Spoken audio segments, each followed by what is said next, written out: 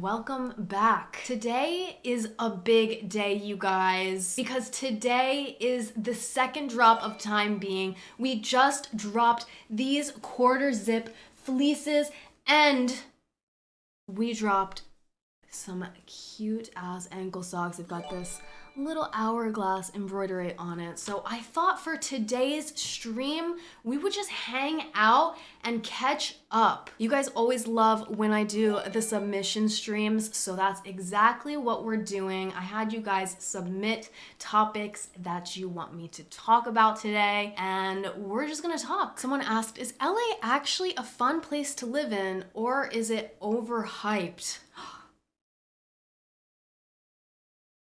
Okay, listen, I love Los Angeles. I really love Los Angeles. I could not imagine living anywhere else. I truly couldn't. I feel like the people who aren't from Los Angeles, who move here, are the people that end up giving it a bad reputation. And I know that sounds ironic because that's me. But I've lived here for 10 years now, and I have to say, the people that I've met in LA who were born and raised here are literally some of the best people I've ever met. So I don't know. I feel like it might be this like transplant like attitude because there is such an idea of what Los Angeles is. You know what I mean? So I feel like when you move here and you're like playing into this idea like Hollywood, fame, money, like all of this like crazy stuff that you only see in TV and movies. But I don't know. To me, it's just so much different than that. And I really love it. How do you feel when Time Being drops sell out so fast? Okay, I had to put this in here because I just want to say thank you guys so much. Every time we do a drop for Time Being, I don't know, I really in my head do not think it's gonna sell out as quickly as it does. So when it does, I just feel so grateful and I really can't say thank you enough. While we're on the topic of Time Being, I wanted to address this next submission. Why are Time Being prices so high?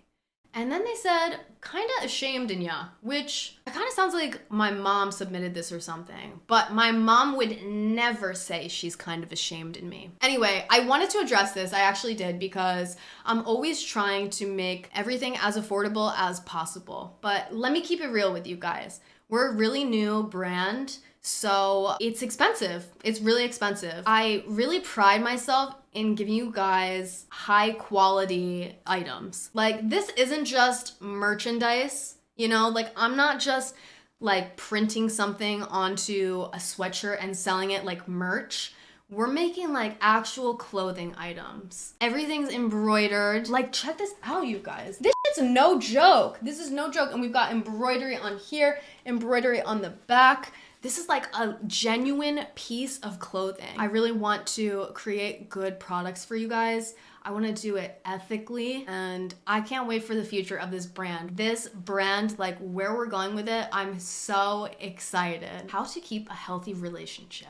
I actually got a ton of questions about this in different forms. And you know what? I feel like I have some pretty good advice. I do think that everyone's different. Everyone needs different things when it comes to a relationship. But for me personally, I feel like one of the best ways to maintain a healthy relationship is by having autonomy in your relationship. In order to have autonomy though, I really think you need to have good trust in your relationship. That's really important. But one of the biggest things I think is important in order to have a healthy relationship that I honestly didn't even realize until I got a little bit older is I feel like you need to have similar morals and similar values. Take that as you will, but I feel like you just need to be on the same page. I know there's this sentiment of like opposites attract, and I think that can be true in some senses, but at the end of the day, I feel like you need to just be on the same page when it comes to morals. It's very important and underrated. I'm not a relationship therapist or anything, but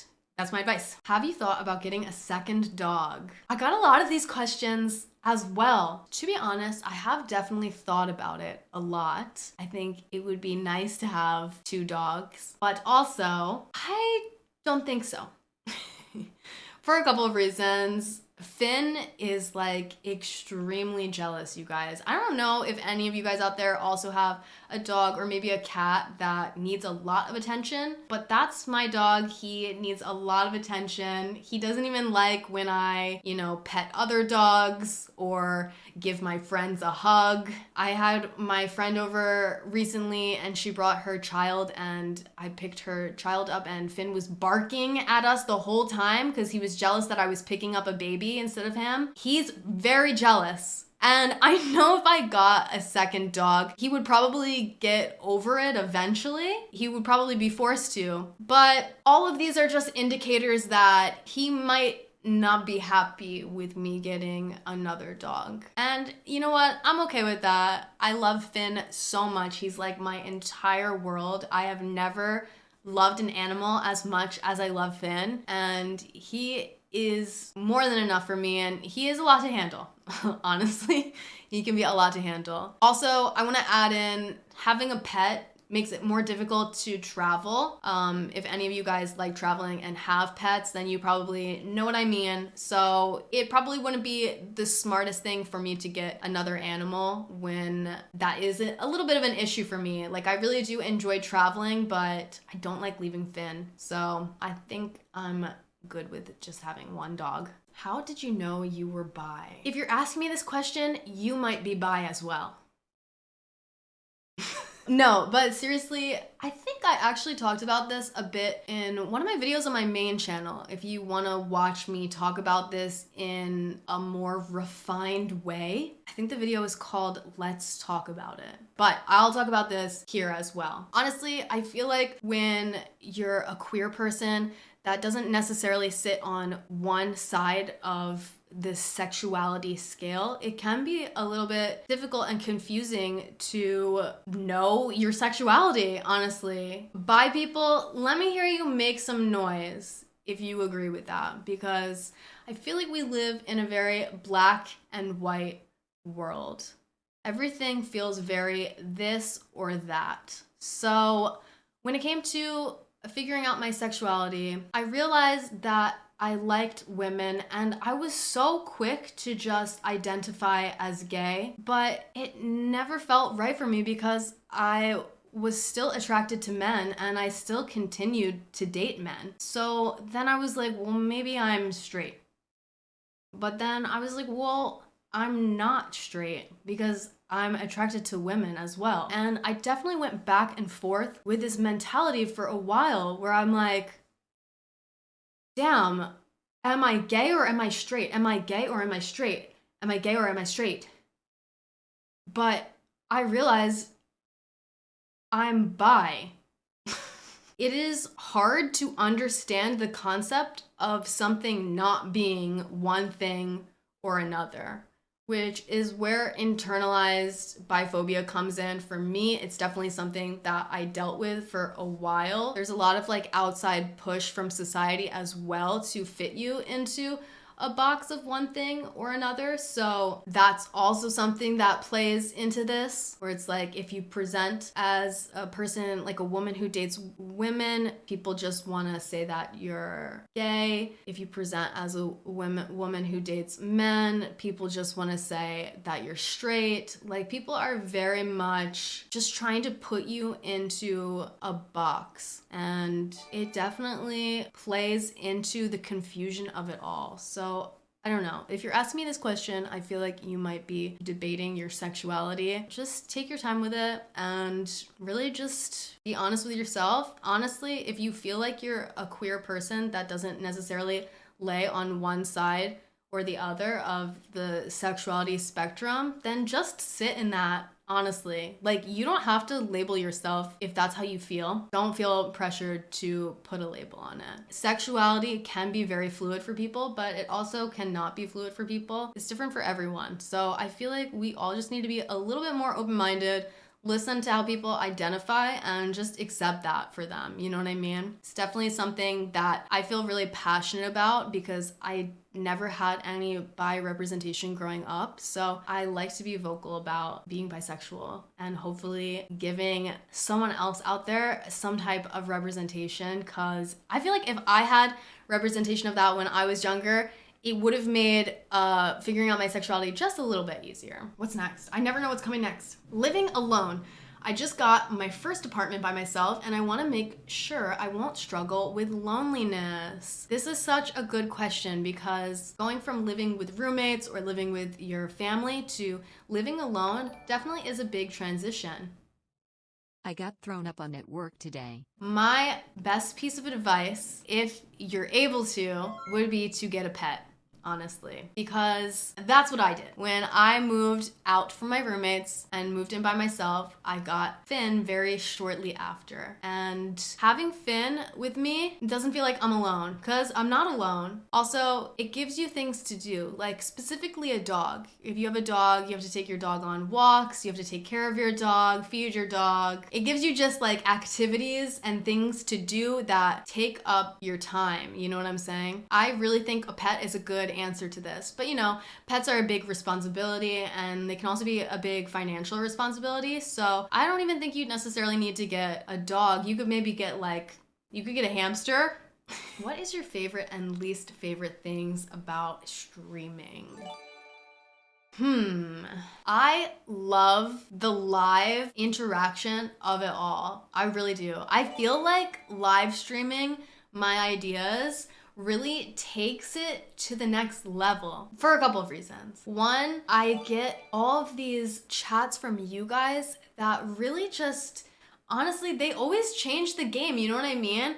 Like you guys say funny things that add so much to the stream. It can change the concept of what we're doing completely, which is why I like doing a lot of the things that I did on YouTube, but doing them live instead. It changes it like in a way that's so much different than if I had pre-recorded something and posted it. But my least favorite things about streaming, it can be kind of anxiety provoking for me because it's literally live. Like, I don't know, what if I literally had a heart attack, like live on stream? Like, I don't know. It's like all happening live. Like, what if I mess up? Like, what if something goes wrong? Like, all these things run through my mind because it's all live. You know what I mean? It's live and happening right now. This is happening right now. And it's live. And there's no going back. Like, what if something crazy happens? What if there's an earthquake? Oh my God, I always think about that. What if there's an earthquake? What if I shit myself live? Imagine being me.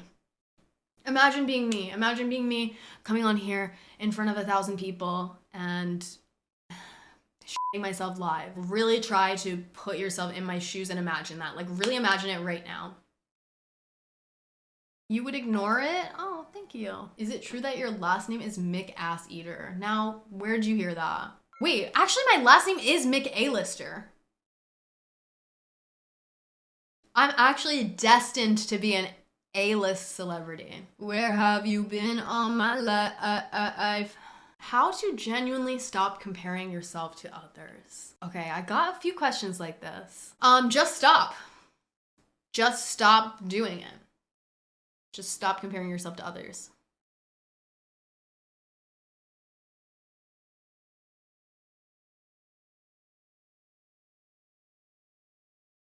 Okay, I'll give you actual real advice. In this day and age, we all have social media, and I feel like it's more than ever very easy to compare yourself to others because everyone's just posting like the best moments of their life on the internet, and you just had the shittiest day of your life. You look in the mirror, you're like, I'm so ugly and worthless, and then you open social media and everyone's like posting a picture of their like fat ass and that they just made $1 million in a day and they are getting married to the love of their life and having a beautiful child and starting an amazing, perfect family. And it can be hard, you know what I mean? It's like, damn, are you guys all actually living like this? Like, you guys are all having this much success right now, and I'm over here having the worst day of my life. So to get to my advice, everything on social media is really fake. Like, a lot of it is just very fake, okay? Take it from me. Everything I post online is fake. Nothing I post is real. Just this week, I posted a couple pictures from a trip I took to another part of California. It's February. I went on that trip in September. I went on that trip in September, you guys. I didn't go anywhere. That is true, but listen, this is why it happened. It's because I took film photos on my trip in September. I put it somewhere and I forgot about it, and then I found it and I realized I had a roll of undeveloped film. So I got the film developed and I really liked the pictures and I decided to post them. That's why that happened. But no, guys, I'm real. I keep it 100. Okay, no, my actual advice, you guys, is seriously, everything on the internet is fake. Just keep that in mind. Like, people might be like so depressed and they post a picture of themselves winning the lottery. And the most important advice that I can actually give you is when you're ever looking at other people or other situations and you're thinking to yourself, damn, I really wish I had that, or I really wish I was in that situation.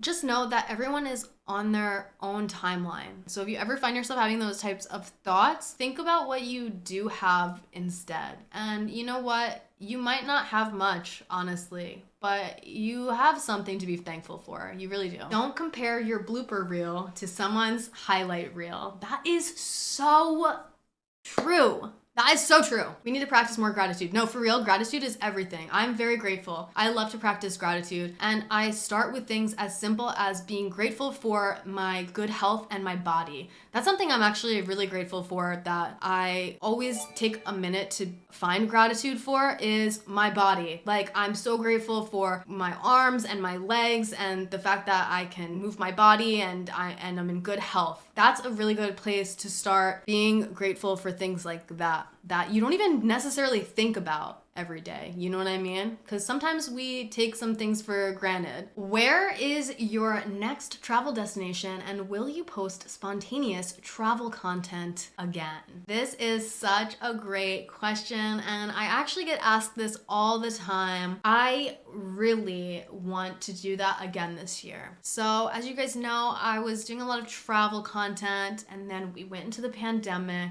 and now it's been a few years and I find myself in this place where I feel a little bit scared and anxious about traveling again. I don't know if any of you guys have traveled since the pandemic, but I feel like the vibes are just different. Like, in an airport, in an airplane, it just feels so stressful. It was crazy because at the very beginning of 2020, in January and February, I took these really crazy trips that were out of my comfort zone because I was meeting up with some people I didn't know very well on the other side of the world, and I felt as if I grew so much as a person. It gave me a lot of confidence to travel alone to the other side of the world, and just the overall experience and the growth I had was so incredible. I loved it so much. And now I find myself back in this position where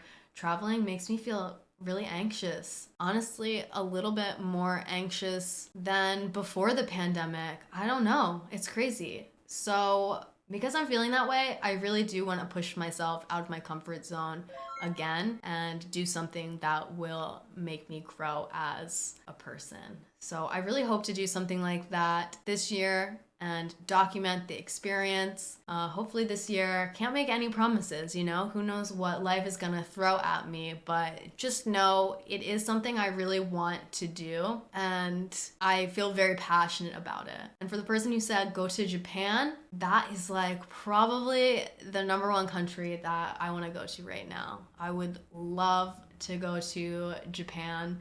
But honestly, I'd love to go anywhere. Anywhere I haven't been before, I'm open to going because I just like to experience new things and new places. So we'll see what happens. We shall see. Maybe I'll get the gang back together, yeah? Kevin and Kelsey from my travel videos. I've been thinking about reaching out to them and saying, what's up, you guys? Are we traveling or what's the deal? Should we get the gang back together and meet in another country on the other side of the world? Or are we all sick with anxiety and we can't do this and we can't do it anymore? Why do you think people get so comfortable judging other people's lives, but get so offended when people start to judge theirs? This is very introspective. And you know what? I think it's a very clear answer. If you're someone who judges other people, you're comfortable judging other people, especially when you're doing it outwardly, just like everyone is saying in the chat right now, it's insecurity, love. It is really insecurity, because why do you feel the need to be so loud and vocal about someone else's life because you probably have something going on with your own life, which is why you probably get so offended when people start to judge your life because they're reading you for filth a little bit. I think we all need to be a little less judgmental. You know, everyone's trying their best. When I meet people who are really judgmental and very like outwardly talking shit, it's definitely something of note. And I also feel like those people are, even if you're friends with them, the same people who will turn around and judge you and talk shit about you behind your back. What is the first day of the week? Sunday or Monday? We're ending off this submissions video with another controversial take. When is the first day of the week? Is it Sunday or is it Monday? I want to hear what you guys have to say because Monday is the only right answer to me. Monday is the only right answer. Monday is the first day of the week. Sunday, honestly, I could see why someone would consider Sunday the first day of the week. A lot of people like to have a little Sunday reset and do something to get themselves ready for the week. But to me, that Sunday reset is like a wrap up. Like it's still the end of the week. At the end of the week, I'm gonna wrap up my week and I'm gonna prepare for next week, which is Monday morning. It's Monday morning because Monday is the start of the week and Sunday is the end of the week. It's the last day. It's time to wrap it up and it's time to prepare for Monday. Sunday is still the weekend, someone just said in the chat, and there's where we got you. That's where we got you. All of you Sunday, first day of the week lovers, it's literally on the weekend. So how do you explain that? I'll wait.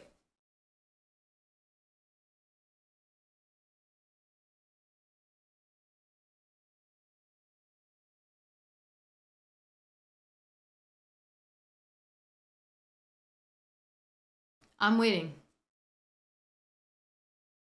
Sunday isn't a weekend in my country, so f you. Oh my god, wait, that's so true.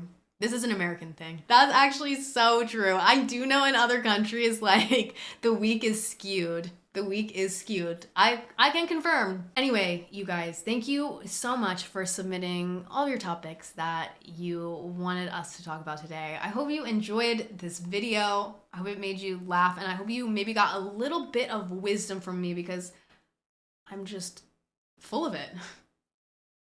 To put it frank, I'm full of wisdom. Thank you guys so much for watching, and I will see you next time. Bye, YouTube.